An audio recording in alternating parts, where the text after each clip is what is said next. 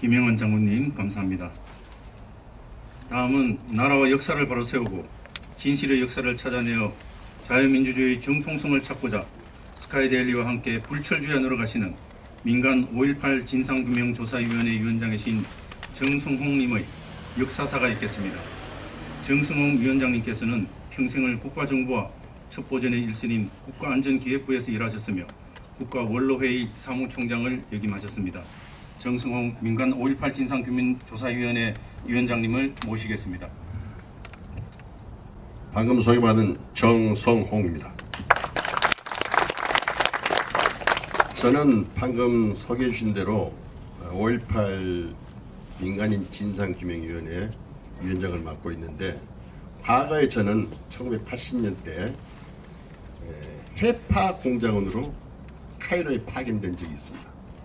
거기서 너무 좀 젊었을 때라서 일한다고 막 하다가 그 나라 정보부대에 체포됐습니다. 정보부대 공작원이 체포됐다는 것은 죽는다는 것을 의미하는 것인데, 당시만 해도 좀 살았기 때문에 전두환 대통령의 지시로 미국의 조니컴 당시 8군 사령관이 바로 은퇴를 하고 저를 구하러 카이로까지 와서 그 애들하고 협상한 끝에 150만 불의 몸값을 주고 풀려난 적이 있습니다. 당시 저는 그때 죽음이라는 것을 경험했기 때문에 그 다음부터는 덤으로 사는 것이기 때문에 모든 게 별로 무섭지 않더라고요. 그래서 지금 제가 만약에 5.18 이야기를 하면은 7년 이하 징역이나 5천만 원 이하 벌금을 준다고 명백하게 지금 법에 특별법에 정해져 있지만은 그런 것은 아무것도 아닌 것입니다. 이러한 저 정황을 잘 알고 있는 호린 뉴욕부대 우리 정기필 회장께서 저를 이 자리에서 추모사를 해주면 어떻겠냐 해서 제가 그때부터 생각을 했습니다. 뭐냐, 뭐 전부 다 사실은 여러분들이 지금 들으신 대로 아시는 거고, 그러면 왜 이렇게 이제 18살, 20살 이렇게 어린 친구들이, 당시로서는 그렇죠, 목숨을 많이 죽을 줄 알면서도 거기 사지에 뛰어들었느냐. 누군가는 부추겼을 거 아닙니까? 정신, 대의명분. 분명히 그런 정신이 있었을 것입니다.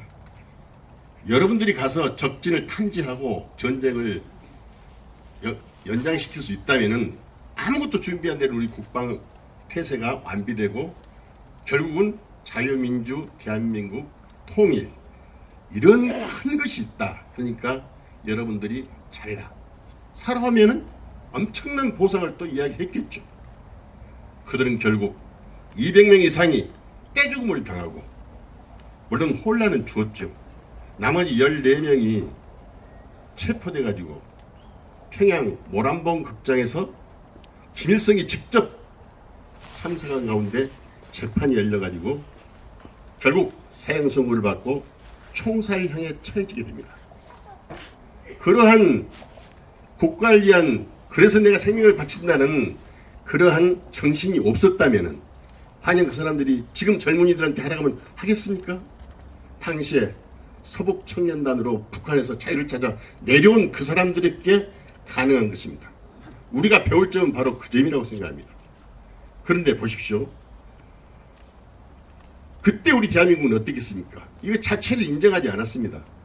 보상은커녕 명예는커녕 아무것도 주지 않았고 그냥 잊혀진 존재로 73년간을 살았죠. 작년에서 겨우 존재만 인정한 것입니다. 북한은 틀립니다. 북한은, 저는 그러한 기관에 있어봤으니까 알지만은 엄청난 대우를 해줍니다. 6.25 전쟁에 참전한 참전 군인들에 대해서도 지금도 엄청난 대우를 해주고, 심지어 무력 도발은 5.18이 마지막이었죠.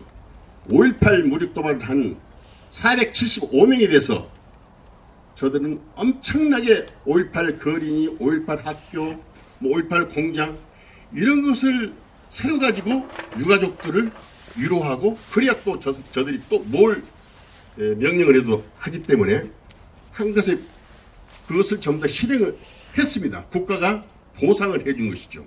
이것이 지금 현재 우리나라하고 북한하고 다른 점입니다. 여기 보훈청장, 서울청장이 오셨기 때문에 아마 지금은 틀려지고 있습니다. 여기 오시기까지 했습니다. 작년에도 제가 참석했는데 틀림없이 잘 될 것입니다. 이러한 5.18 정신, 북한은 그럼 무슨 정신이냐? 적화통일이었죠.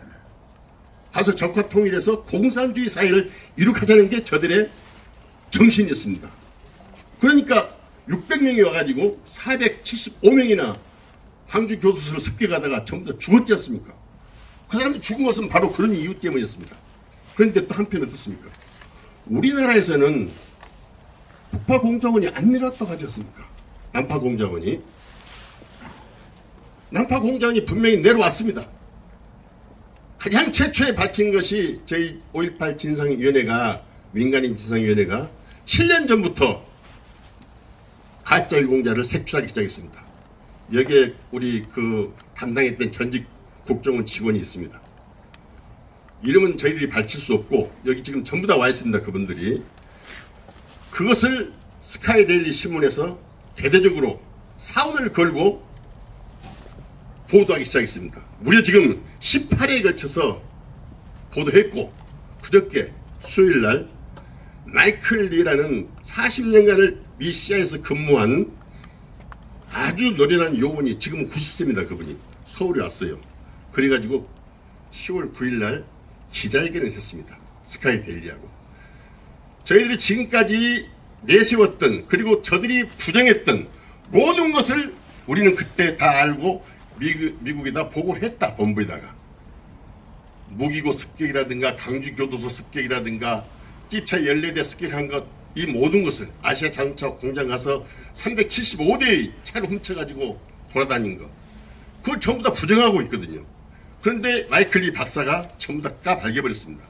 더군다나 오늘 여기도 오셨지만은 김태산 주 체코 무역대표부 대표가 탈북했죠. 그분이 유공자는 남한에 무슨 5.18 유공자가 있냐 말이야. 내가 북한에서 많이 기념식도 가보고 그랬는데 진짜 유공자는 북한에 있다. 전부 다. 남한이 없다. 이렇게 딱 일관해버렸습니다. 사실은 게임이 끝난 거나 마찬가지죠. 그래도 저들은 인정하고 있지 않습니다. 전부 다 조작이나 이렇게 말하고요. 근데 결정적인 것은 또 하나 있습니다.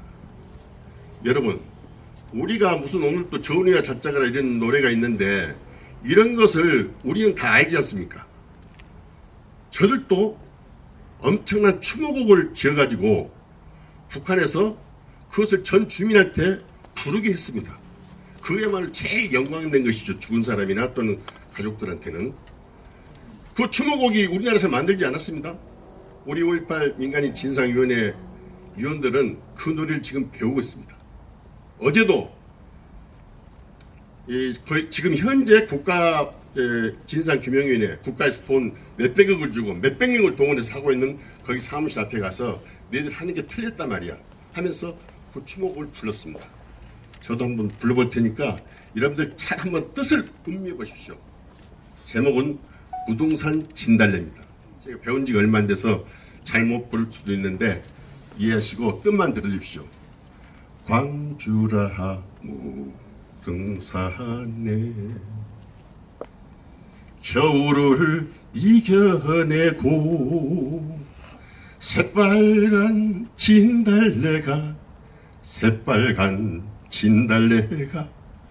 붉게 피어나네.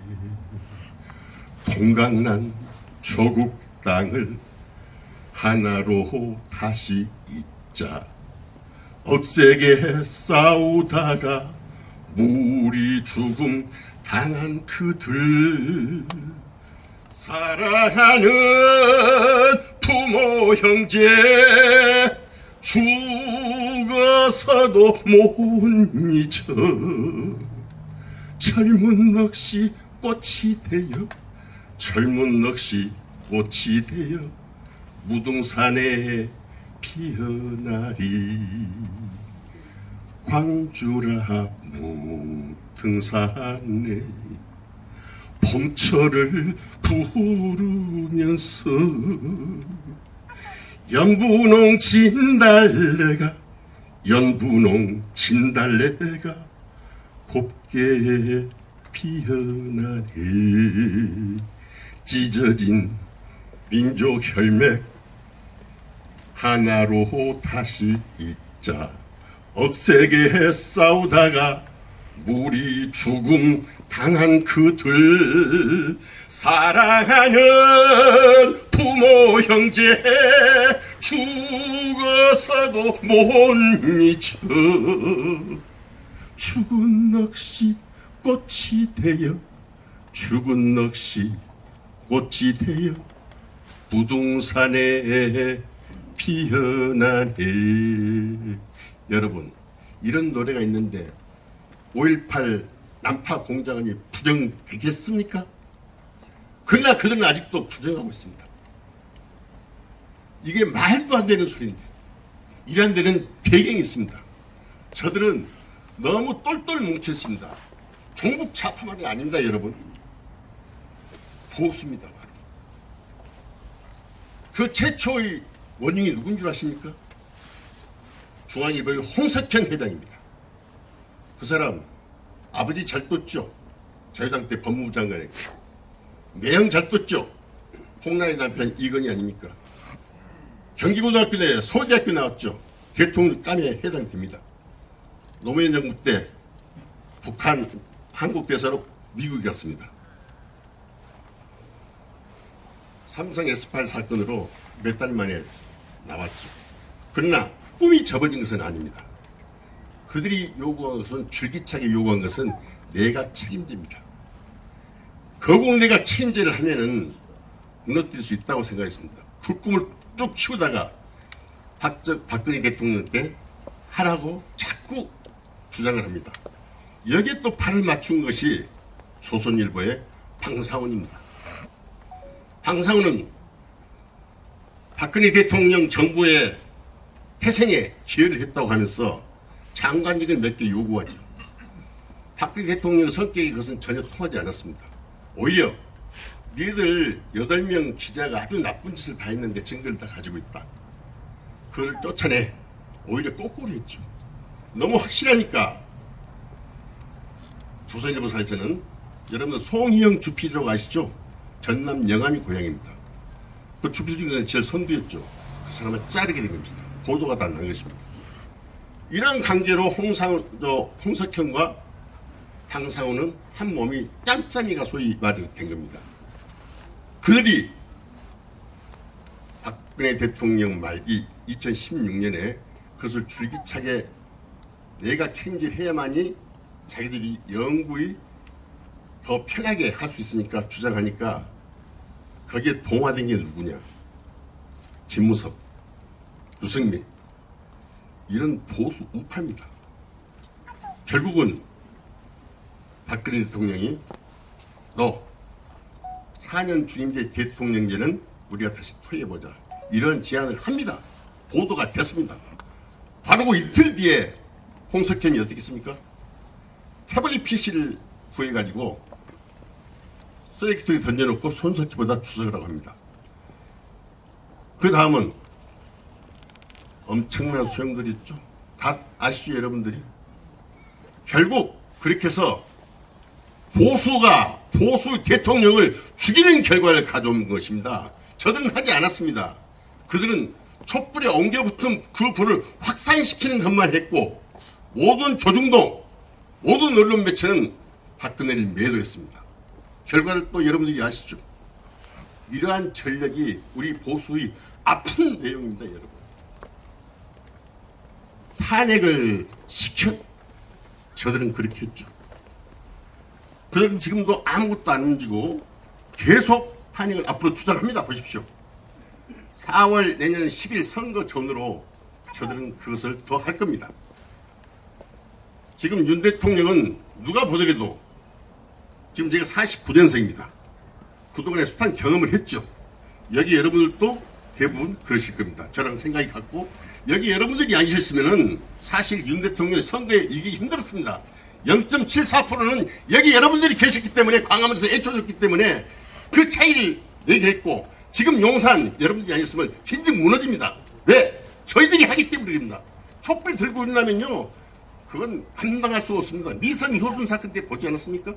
아무 죄도 없는 그 당시 말입니다. 천지를 빨갛게 물들어버린 것입니다. 지금 우리나라는 그러한 위기에 처해 있습니다. 윤 대통령 혼자 외롭습니다. 윤 대통령을 지켜주지 않으면 쉽게 무너집니다. 지금 이스라엘 보십시오. 하마스하고 어떻게 싸우고 있습니까? 제일 전쟁이 일어나면은 물론 우리는 죽습니다. 저 신분에서는 죽지만은 그러나 저는 그것을 감당할 수 있어요. 살 만큼 살았기 때문에. 내 아내, 내 딸, 내 손주들, 여자들은 능욕을 당합니다. 여기 계신 여자분들 늙어서도 상관없어요. 전쟁통에는 성적 놀이기가 됩니다. 촬영해주면 데리고 다니고 우리는 다 죽죠. 그것을 우리는 막아야 됩니다. 이대로 놓으면 망합니다. 심각합니다. 어제 강서구청 여러분, 그래서 우리는요, 여러분들 지금 보니까요, 저보다 저 비슷하지 않습니까? 멋지게 죽어야 됩니다. 마지막은. 그러면 여태 살았던 것보다 훨씬 더 부활을 할 수가 있습니다. 저는 죽을 것입니다. 저와 뜻을 같이 한 동지들은 여기 있습니다. 이런 또 틀림없이 내년 4월 총선을 전후해서 그러한 상황이 오면 타깃이 정해지면 여러분들이 그렇게 할 거라고 믿습니다. 저 사람도 그렇게 하니까 제가 드릴 말씀은 여기서 끝내고 마지막으로 싸워야 됩니다. 죽느냐 사느냐 이런 소설 문구가 아닙니다. 죽지 않으면 싸워야 되고 싸우면 이겨야 됩니다. 제가 자리에 어울릴지 모르겠지만 싸워서 이기자면 여러분 또 이기자 3번 한번 해주십시오. 자, 우리 적들을 위해서 싸워서 이기자! 이기자! 고맙습니다.